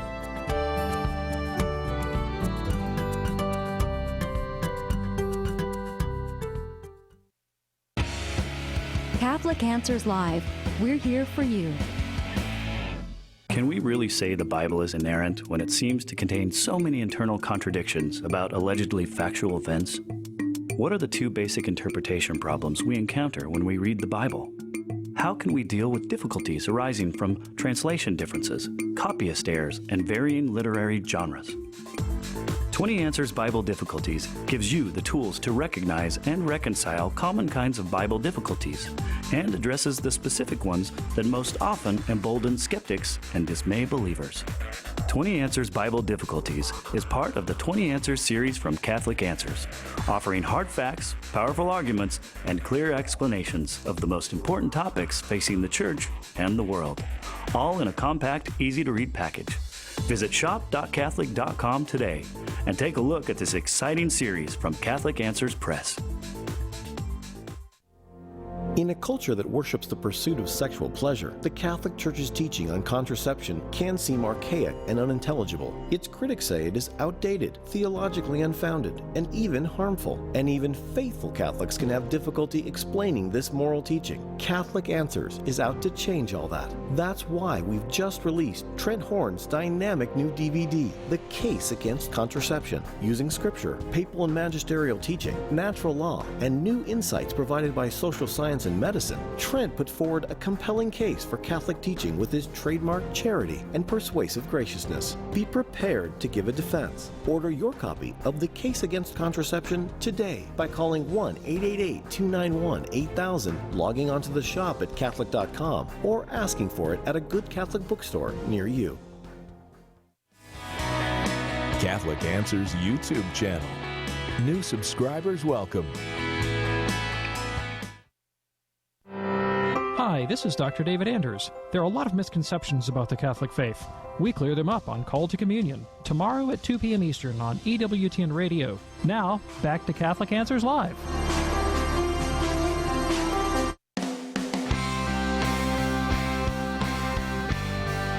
Welcome back to Catholic Answers Live. I am Cy Kellett, your host. Trent Horn, our guest this hour, sharing practical ideas, practical tips for apologetics, and our number 888-318-7884 if you'd like to talk with Trent. And Trent, just to clarify, I probably should have done this right at the top. Apologetics, what are we even talking about when we say apologetics? Apologetics is a branch of theology dedicated to the rational defense of the Christian faith. We're not apologizing for anything. Oh, I'm sorry. Right, exactly. And we're also not making people sorry they asked why we're Catholic. Another error. Sometimes we are. Right, and we don't want to do that. Unintentionally. No, yeah, so apologetics comes from the Greek word apologia, which means to give a reason or defense for a hope within. So apologia, usually in the ancient world, referred to a defense you might give in a court of law. So in Plato's work, Apology, it talks about the defense Socrates gave to the Athenian tribunal that brought him up on charges of corrupting the youth, introducing strange gods. Socrates was a great philosopher, but he was a very bad lawyer, so he still ended up getting executed. But that might have part of been his point anyways. He wasn't really trying. That's exactly. I've always been. He wasn't really trying. Yeah, they said, what should the punishment be? And he said, well, you guys should just give me free room and board for the rest of my life to continue doing what I'm doing. And that didn't quite go over well with everybody. No. And though his students offered to rescue him and to actually save him from this punishment, and he declined and gave his reasons for doing that. So apologetics, apologia, to give a reasoned defense for what we believe. And so what we want to talk about today is how to get better at doing that, basically, how to become a better apologist. That's what we're doing this hour, 888-318-7884. The number. We go now to Matt in Bowling Green, Ohio, listening on Annunciation Radio. Matt, you are on with Trent Horn. Your question. No Matt? We don't have a Matt there. All right. Well, I'll come back to that line, see if Matt comes back. We'll go to Basil in Houston, listening on Guadalupe Radio. Basil, you're on with Trent Horn. Your question, please. Hey, Si, it's Basil again from Houston. How are you? Wait, did I do this before? I've done this. I don't know if you remember me. I came like 3 weeks ago. You met me like 3 weeks ago. I don't know if you remember me. And did I call you Basil at the time, and it's appropriately Basil? Yeah. Oh, man. I apologize it's for Basil, but that's okay. Well, you're a very spicy guy, Basil. Your question for Trent Horn. Si, we don't have a lot of time for this, THYME. Sorry. Yeah, sorry. Okay, my question is, I get a little intimidated. I want to learn more about apologetics, but I get intimidated when I hear Trent or Jimmy Akin talk about it sometimes. So what's a good book to start at if I want to get good at apologetics? That's good. And actually, Basil, I will say that you have common ground with me because I get incredibly intimidated when I hear Jimmy Akin talk about apologetics.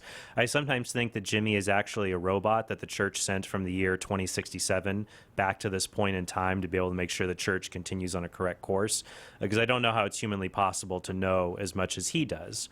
And much like my colleagues as well, Tim Staples. I mean, it seems like the guy's got the entire Bible and catechism memorized. And when you hear people like that, you think, well, I can't do that, but that's okay. You can do what God is calling you to do. As I have to say on the radio, it's been said that God does not call the equipped. He equips the called. And so just start small and just learn about your faith, Basil. Anyone listening, how do I start doing this? I mean, how do I start when it seems like there's so much to learn? This would be my practical tips. Number one, I would say become familiar with the New Testament and the Catechism of the Catholic Church. You will become an amazing defender of the Catholic faith if you read one chapter of the New Testament each night. Do a reading plan, Monday through Friday. Just read one chapter of the New Testament and 10 paragraphs in the Catechism of the Catholic Church. If you do that in a year, you will have read the entire New Testament and you will read the Catechism of the Catholic Church. Bonus points if you're for the New Testament, you read something like the Ignatius Catholic Study Bible. So you'll read the New Testament and then read the little notes underneath. But at the bare minimum, just read the New Testament and then read the Catechism of the Catholic Church. The Catechism actually has very good apologetic notes in it. In the Catechism, you'll see some of the paragraphs are written in very small type font, and that's indicative of a theological or apologetic explanation of the faith. Start with the New Testament Catechism. You can't go wrong. Then I would recommend starting with basic books on apologetics that just cover a wide variety of topics at a introductory level. So not to have a shameless plug here, but my book, Why We're Catholic, would be a good place to start. I also recommend Jimmy's book, A Daily Defense. What's great about Jimmy's book is each day you get a little apologetic nugget or piece of wisdom, and it's 1 page long. It'll take you 5 minutes to read it. So starting with these introductory works like Why We're Catholic or A Daily Defense would be wonderful. And the goal is to just accumulate knowledge little by little, little by little. So as you're doing this kind of shallow growth in a lot of different areas, one thing you can do next is that if there's a topic that fascinates you, take some other spare time, like a Saturday afternoon or an evening, and find a book just on this one narrow topic. And just explore it, whether it's something related to Catholic apologetics like the Eucharist, finding just a book on the Eucharist and reading it and just enjoying that and not worrying about don't worry about, as you're reading about the faith, don't worry about the things you're not reading. We get overwhelmed, like there's so much for me, there's so much for me to learn. What am I going to do? Well, you're learning right now. You can only learn one thing at a time and just enjoy and relish it and offer it up as a prayer. In your prayer, say, Lord, I thank you for the gifts of the truths and revelations you've given us in the faith, and I just humbly pray that you'll help me to better understand it and help me to just delight in the wonderful things that you've given us in our faith to learn about, and just delight in that in your studies to grow deeper in knowledge. And then as you've grown in that, take that in conversations with people, and don't worry about winning arguments. Just in your conversations, learn a lot and ask other people, hey, what do you think about this? Maybe it's women priests, maybe it's the existence of God or the Bible, whatever it might be. What do you think about this? And then you might be able to offer them something you've learned to correct a misunderstanding. Or if they bring up something you've never heard before, you don't know how to answer, you can say, that's a good point, that's a good question. I want to go look that up and I'll get back to you. And then you've got something else new to learn. And to treat our engagements with other people not as boxing matches, not as intellectual fights. It's just ways to share our faith. And then to learn from other people, this is what they want to learn about. I got to grow in that area. Okay, I'm going to grow there. Another resource I would recommend, Basil, would be on our website at Catholic.com. If you even just search for this in Google, you'll find it. It's called the Ultimate Apologist Reading List. I wrote this a few years ago, about 2 years ago, actually. And it's not exhaustive, but it's a list of books that I have found helpful in different subjects. And I've organized them, and next to the book, I've put a B for beginner, I for intermediate, A for advanced. So on these topics, if there's a topic you really like, read a beginning book or booklet about it, then maybe get an intermediate or advanced. And so that article is called the Ultimate Apologists Reading List. And that might be helpful for you just to start. So gave a lot out there for you, but is that kind of a helpful plan to grow in these different areas? It's very helpful. I'll start reading tonight. Thank you. Wonderful. I'm sorry I forgot how to pronounce your name, Basil. I do really apologize. I forget everything, though, so that you can have that. And I do hope you appreciate that sage advice from Trent Horn. We go now to, oh, you know what? Why are you looking at me like that? No, I was trying to think of some other spice. Some joke you could make with turmeric. But I'm just hopeless when it comes to spices. My wife sent me to the store to just get one certain spice. I'm like, oh yeah, this should be easy. And then I just stand there paralyzed in fear, looking at all of these spice canisters. I know what you're talking about. I was just like, I thought there was just salt and pepper. Wait till maybe garlic if you're gonna go crazy one day. No, but and then I'm sorry, but I'm old. That's small print. So I got to walk up to every single one of them, look at it, and say, is this the one she sent me for? Right. And apparently there's something called coconut extract. Did you know that? I did not know that you could extract that much from a coconut. I thought it was mostly milk, but what do I know? What do you know? What do I know? I said that we'd go back and check on Matt in Bowling Green, Ohio. Matt, are you there now?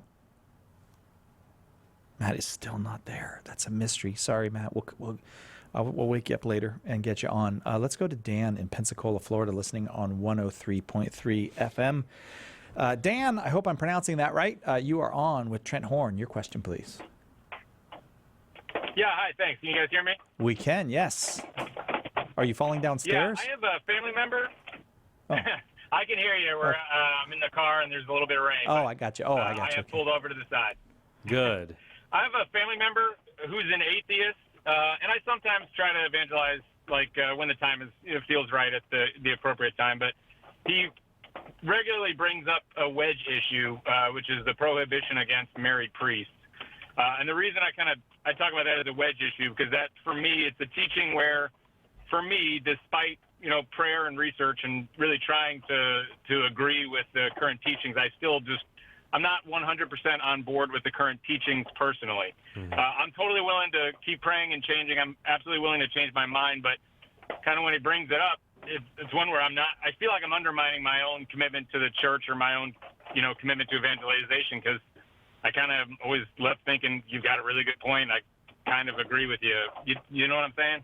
Right. Well, I think, Dan, you don't necessarily have to let this be an insurmountable obstacle in sharing the faith with your atheist friend. You can even use it as an example of the faith you have in the church, that you can say to him, look, there are some teachings that the church gives that people have difficulties with. And you know what? I just want to be honest with you. I'm not somebody who's trying to sell a belief system to you. I meant to bring this up a little bit earlier, Cy, when people talk about being an apologist, because the term apologist is sort of pejorative in common parlance, common discourse, like an apologist for a political party, for example. Oh, right, I see. An apologist is treated as somebody who just spins every answer, and they're trying to sell you on something. They whitewash the truth. They're not entirely honest. They're just out to win arguments. And so it can be helpful for you to say, look, there are things that I struggle with, things I don't entirely understand, but that difficulty in and of itself doesn't outweigh the faith I do have in the things I don't struggle with, like that God exists, Jesus rose from the dead, Jesus gave us the Catholic Church. And so if all of that is true, then there are maybe these other teachings that I struggle with a little bit. Well, I just have to offer up my limited human understanding and just understand that as a human being, I may not fully understand everything. It's a kind of humble appreciation of the limits of my knowledge, because many atheists accuse us of not being humble, like we just know everything about the world. Then no, you can use this as an opportunity with them to say that I have limits of my knowledge, but these areas where I'm challenged don't overturn the areas where I have faith in the church, and it doesn't negate that there's a God, that his son died for my sins, rose from the dead, and that he gave us this church. So that might be helpful in your conversation with him, that it doesn't actually count against that. We have to go to a break here, Dan, but I am hoping if you could stay on the line. I know it's not entirely on our forecast for the show today. I wouldn't mind talking about celibacy with you if you have a minute. Would you like to do that? Sure. Okay. Yeah, I'd be more than happy to. Yeah, let's do that when we come back. Okay, Dan, we will be right back with more after this on Catholic Answers Live. There's only one Catholic Answers Live. A lot of people think that street evangelization involves yelling out of a bullhorn telling people that they're going to hell. Not so with St. Paul's Street Evangelization. Our methods are non-confrontational and effective. We simply offer information on the Catholic faith along with rosaries, miraculous medals, and prayer. Pope Francis wrote about how beautiful it is to see street preachers joyfully bringing Jesus to every corner of the earth. Street evangelization is fun and fruitful. Join us today at streetevangelization.com. EWTN, communicating the faith. I had to go through fear, and thank God that I overcame the fear, and I just left it up to God, and now there's no more fear, there's just acceptance, and I'm just learning to listen. If you want to be closer to God, you just need to keep following His rules, and your application, your radio station, has helped me to always be positive and continue to listen to the rules and obey. EWTN. Live truth. Live Catholic. Call now with your question. 888-318-7884. This is Catholic Answers Live. Welcome back to Catholic Answers Live. We are talking with sage and seasoned apologist Trent Horn today about, getting some practical tips on apologetics. You were going to talk with Dan a little bit about celibacy when we came back. Yeah, so I hope Dan is still there. I mean, he's not on the... Are you with us, Dan? Still here. Okay, good. Yeah, you just weren't on my call screen. Dan was talking to us a little bit about evangelizing an atheist friend and noting, well, what about when my friend brings up a church teaching that I have trouble with accepting? And that can actually, I think, be used to show the honesty we have and the humility that we're not out to whitewash anything or to be dishonest or disingenuous, but that if Dan is able to overcome any things that he have doubts or difficulties with, that he's convinced by the truth of the faith, perhaps his atheist friend could do the same, that he should not refuse, because I think some people do this side, that they won't choose to believe in the church, to become Catholic or to return to the faith unless every single one of their doubts and difficulties has been resolved to complete and utter satisfaction. Yeah. Instead of saying, well, why not overcome these big hurdles and be convinced, and then any other difficulties or things that are hard to grapple with, let's grapple with those down the road if they don't neglect the major core teachings of the faith that we do accept. And what's interesting, Dan, is the issue you brought up. It's not one of the. It's not a dogma of the faith. It's not a dogmatic teaching. Clerical celibacy. Celibacy is a discipline of the teaching of the church, and it has changed. And the church has the authority both to implement it, change it, or abolish it. So I'm curious, what is the struggle you kind of have with the teaching on celibacy? And also, let me add the qualifier. The teaching on celibacy most people are familiar with are in the Latin or Western Church that requires priests to be celibate. In the Eastern Catholic Church, priests can be married, however, only unmarried priests can rise to the level of being a bishop. So the clerical celibacy is something that's unique to the Latin or Western Church. So what are kind of the difficulties that you have? Well, it's kind of how you described it before. The church seems to have changed, not necessarily changed, but it's the teachings on what priests can and can't do seems to have evolved. Yeah. And then it seems to, when I'm talking with somebody, it seems like, well, if St. Peter was, married, then how come a priest now? Why would we turn someone down from becoming a priest if he decides that he wants to be married as well? I don't know. It feels like, to me, the church might be turning away a lot of people who would be very, very effective priests. Mm-hmm. And so that's why I kind of struggle with it. That's kind of my biggest concern. I feel we might be turning away so many very outstanding priests. I have a lot of experience with just members of Eastern Orthodox, and they have married, and my wife was at one point a Lutheran, and so I can see the value of having the not priests, but priestly figures who are married and how they can help, married couples and all those types of things. So, sure. And Dan, I see that. And the fact that priests in the Latin Rite of the Church practice celibacy and they're not married does not say that those priests in the Eastern Church, for example, that there's something wrong with them because they are married. Rather, in choosing different paths, whether a priest is married or unmarried, I think there are different goods that can be celebrated in that. And so a married priest can celebrate the joy of family life and be a witness to others of how one can bring family life within the priestly vocation and how his spiritual fatherhood parallels actual fatherhood. But you're correct that there are goods associated with a married priesthood.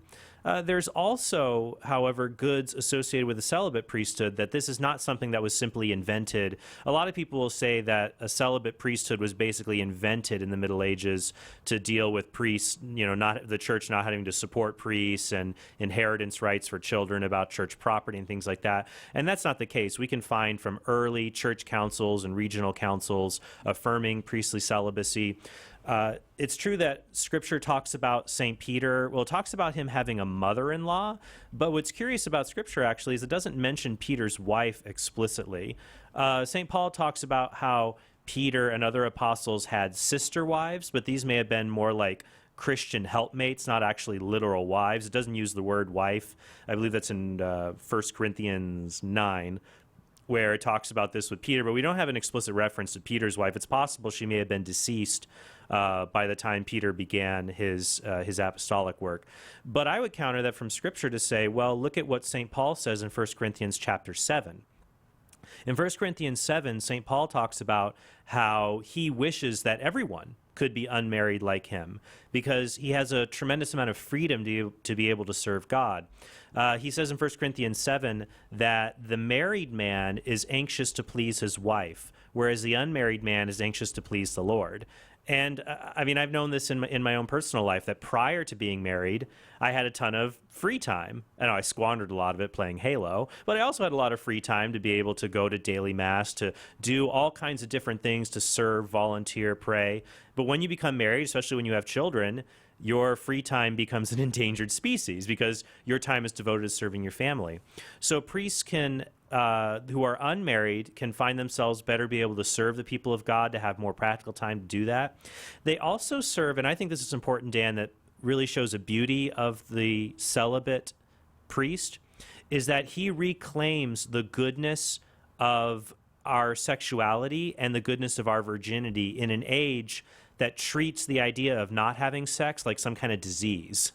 That it's like, if you aren't having sex, there's something wrong with you, or there's something that's going to be dysfunctional about you, that if you go your whole life without having sex, you're going to explode in some kind of repressive fit of rage or something. But the celibate priest living a holy life serving others, that the reason he wears black, or at least diocesan or secular, in the sense they serve a diocese, not a religious order, diocesan priests wear black, is symbolic to show they are dead to the world.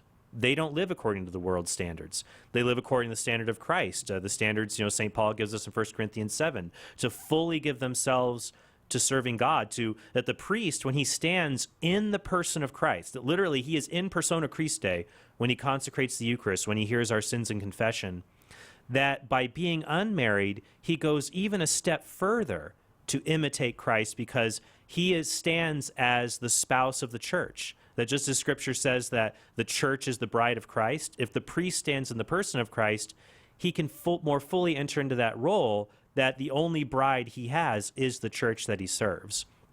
And so I think there's a lot there. And if you check in the Catechism on clerical celibacy, you'll see these different reasons. So I think I would look at it this way. For you, as you grapple with this, there are goods of married priests. But ask yourself, are there also goods, wonderful goods of celibate priests?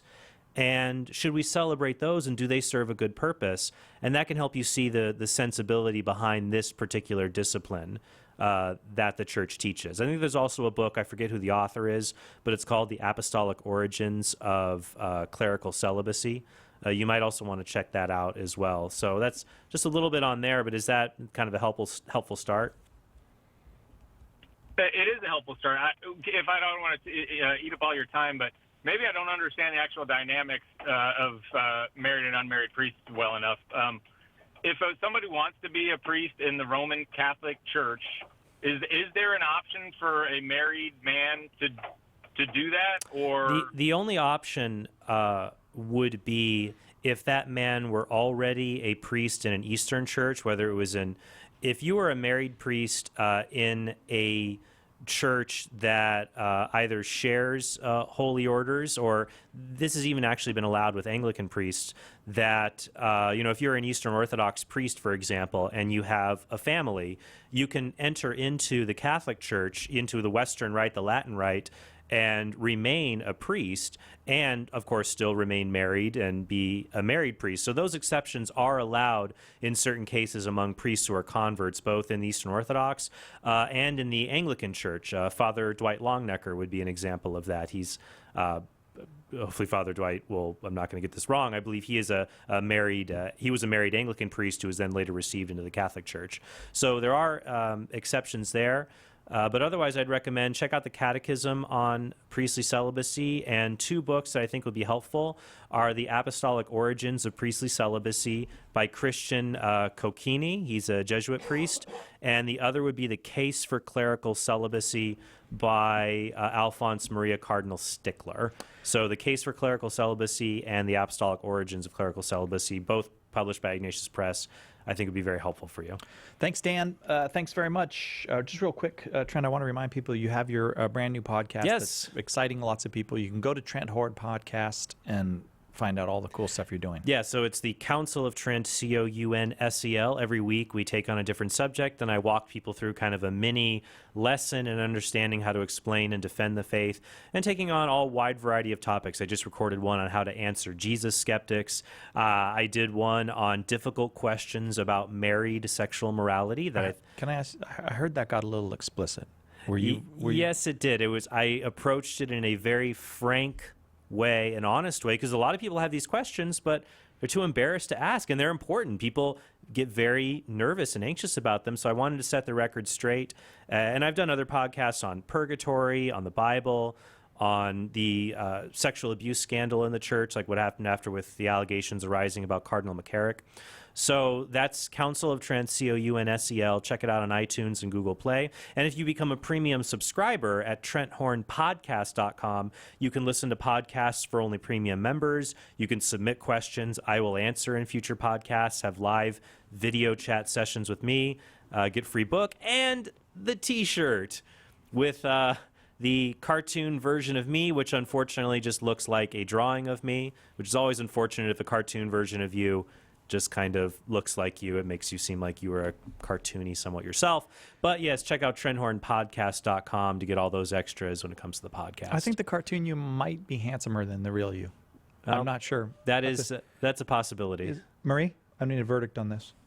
Who's handsomer, the cartoon or the real? It looks like the real version wins out. So good. That's one vote. We'll have to go on the podcast. I can make that a poll for my premium subscribers to see if they're on Team Psy with Cartoon Trent or Team Trent with Real Trent. Well, I sit and talk with Cartoon Trent when you're not around. The two of us have, because I have the T-shirt, so we just visit. You might want to. I'll email Father Hugh. Maybe you two should have a little sit down about that. So. Inordinate attachments to inanimate objects. Why do we have a Father Hugh T-shirt that I can talk to? Is that what you... you were suggesting? Yeah. Might need to make that 2 or 3 sessions. Trent Horn, hey, the Case Against Contraception, Trent's DVD is out now. You can get it at shop.catholic.com and free shipping all weekend on that. You proud of it, Trent? I am. I think with all the talk about Humana Vitae, you get the logical, theological, social, medical evidence against contraception and why the church's teaching makes sense. Again, thank you very much, Trent. Thank you, Cy, the best host we have right now. We have at this moment. See you tomorrow for 2 hours of open forum, God willing, on Catholic Answers Live.